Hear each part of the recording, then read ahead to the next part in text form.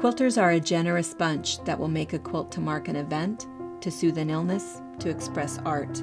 We come together as a community in times of need, always looking for a reason to give a gift of warmth. Quilters are not sewers, we are creators. We are givers and even artists. We love the process, the legacy, and the accomplishment, but mostly we love the story. Every quilt has one.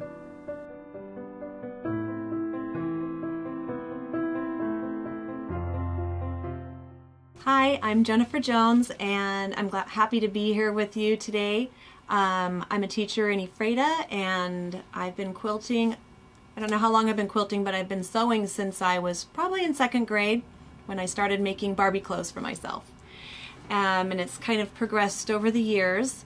And I'm sharing today this quilt that I made. It's called, I'm not really sure what it's called, but I found the directions for it in a book. It was given to me by my sister-in-law, Suzanne Yeager. She's actually an Ephrata person. She was born and raised here, and she passed on a bunch of books to me. So one Christmas I started thinking, oh, what should I give my mom? And the quilt I'd made her was just a simple sunshine quilt years ago, was getting really old, and I thought, I'm going to surprise her, so I'm going to make her this quilt. Well, at the time I had a 4-year-old and a 6-year-old, and so I think my aspirations were really a little bit grander than what I actually could do. So I went about and I bought the fabric, and I know I got it at the Fabric Patch here in Ephrata. And at that time, my grandmother had just passed away, so my mom's mom. And I had a few pieces of clothing from hers because I'd lived in her house. So I'd been kind of finding some old shirts that I liked that I remembered her wearing, some flannels, and so I decided to incorporate those into the quilt. So that first year, I just had enough money to buy the fabric. And I gave her a sack of fabric for Christmas that year. And it was a little embarrassing, but you know, it's your mom, and you know, it was the thought that counts. So then the next Christmas, I got it all cut out, but I hadn't sewed it did I sew it together? I did. I worked on sewing it together. So I think I gave her a bunch of squares that were completed. And it was new for me to do half square triangles. I'd done a few in the past, but so you can see I bit off a big chunk because I did a bunch of these flying geese.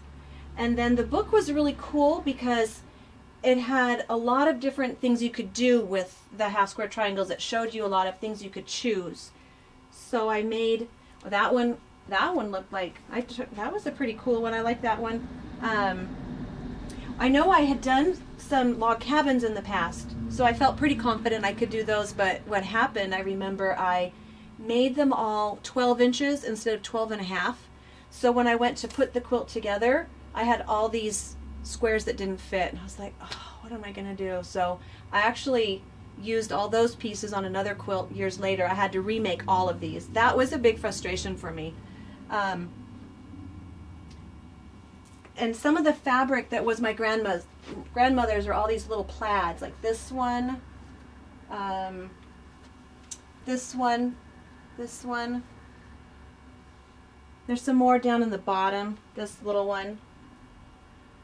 And my mom actually did, it was more meaningful to me because I don't think she had really remembered that was from her mom's clothing. I think Grandma I spent a lot of time at my grandmother's. In fact, I wanted to say I also picked this quilt because my grandmother really was the seamstress. She did a lot of clothing sewing. Her name was Virginia Brislon, and I know even some of the ladies in the Quilt Guild still remember her.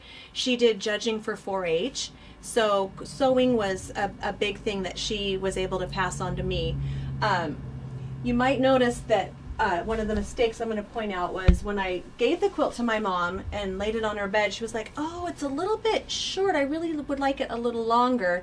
So I had to add this extra border on. You can see it doesn't really match, but I'm one of the quilters that it's finished. I don't have to have it perfect. And my grandmother did want everything perfect. She would take everything out. But you know, there's just different ways, and I kind of don't. I'm not that perfectionist. Although it looks pretty good. I haven't seen this in a while.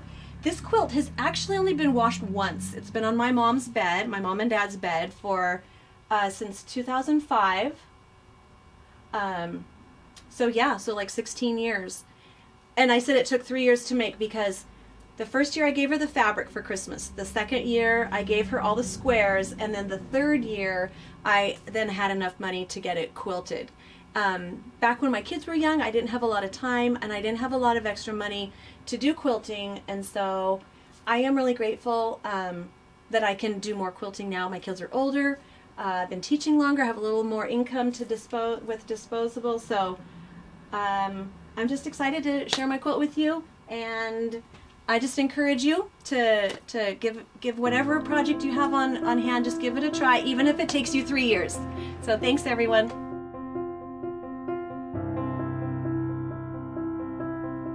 Thank you for watching our video. We invite you to leave a comment, hit the like button, or better yet, subscribe to our channel so you never miss an episode.